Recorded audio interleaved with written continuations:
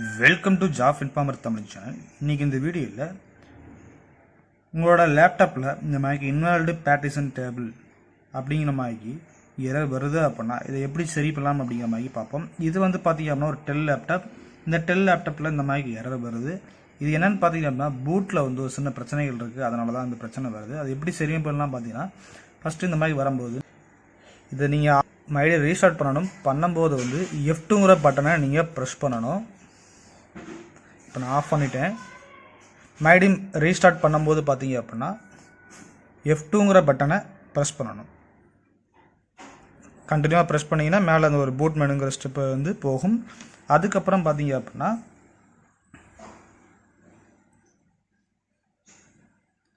இதில் பூட் சீக்வன்ஸ்னு சொல்லியிருக்கோம்.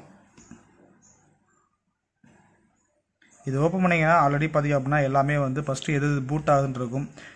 Drive plus பார்த்திங்க அப்படின்னா SSD, USB, CD, onboard NIC அப்படிங்கிற மாதிரி எல்லாமே வந்து உங்களுக்கு வந்து இதெல்லாம் ஃபஸ்ட்டு ப்ரிஃபரன்ஸ் படி வந்து பூட் ஆகணும் அப்படின்னா இருக்கும். நம்மளுக்கு வந்து எப்போயுமே வந்து ஹார்ட் டிஸ்க் தான் பார்த்திங்க அப்படின்னா பூட் ஆகணும். இதில் வந்து லீகசி மெத்தட் இருக்கும். இது மேக்ஸிமம் வந்து உங்களுக்கு எரர் ஆகுதுன்னா UEFIங்கிற இந்த மெத்தட் இருக்கும். இதை நீங்கள் ஆன் பண்ணி வச்சுக்கிட்டு இதில் பார்த்தீங்க அப்படின்னா அப்ளைன்னு கொடுத்துட்டு நீங்கள் ஓப்பன் பண்ணுங்கள். மேக்ஸிமம் வர்றதுக்கு சான்சஸ் இருக்குது. அப்படி இல்லைனா இன்னொரு மெத்தட் சொல்கிறேன், அதையும் நீங்கள் பார்த்துக்கலாம். இப்போ இதுக்கு வந்து நீங்கள் அப்ளைங்கிறத கொடுத்துக்கோங்க. இப்போ கொடுத்துட்டு பார்த்தீங்க அப்படின்னா எக்ஸிட் கொடுங்க. கொடுத்துட்டீங்க அப்படின்னா இதில் ஓப்பன் ஆகாதான்னு முதல் பாருங்கள். ஓப்பன் ஆகலை அப்படின்னா செகண்டரியாக அடுத்து ஒரு ஆப்ஷன் இருக்குது, அதையும் சொல்கிறேன், நோட் பண்ணி வச்சுக்கோங்க.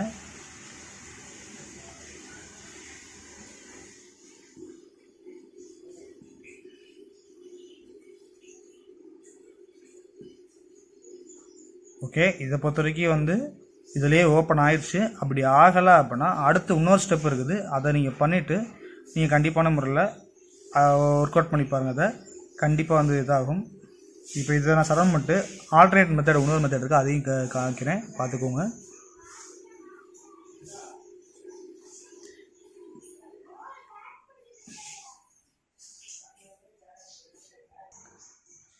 இப்போ மறுபடியும் வந்து ரீஸ்டார்ட் அந்த ஸ்டார்ட் பட்டனை கிளிக் பண்ணுங்கள். கிளிக் பண்ணிவிட்டு அப்படியே வந்து F12 அப்படிங்கிற பட்டனையும் நீங்கள் அடுத்து ப்ரெஸ் பண்ணணும்.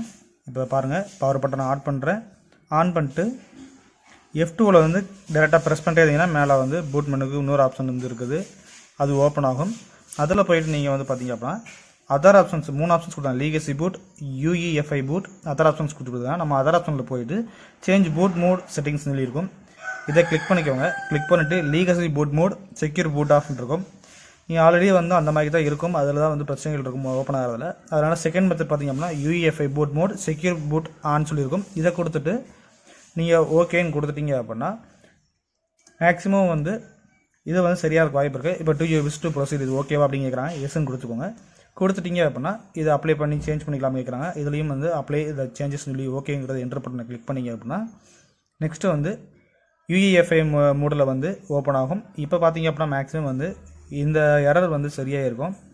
இதுலேயும் சரியாகல அப்படின்னா கமெண்ட் பாக்ஸில் தெரியப்படுத்துங்க, அது என்னங்கிறத அடுத்து பார்ப்போம். மேக்ஸிமம் இதிலேயே சரியாயிடும். ஓகே, அடுத்த வீடியோ நல்லதாக சந்திப்போம். நன்றி.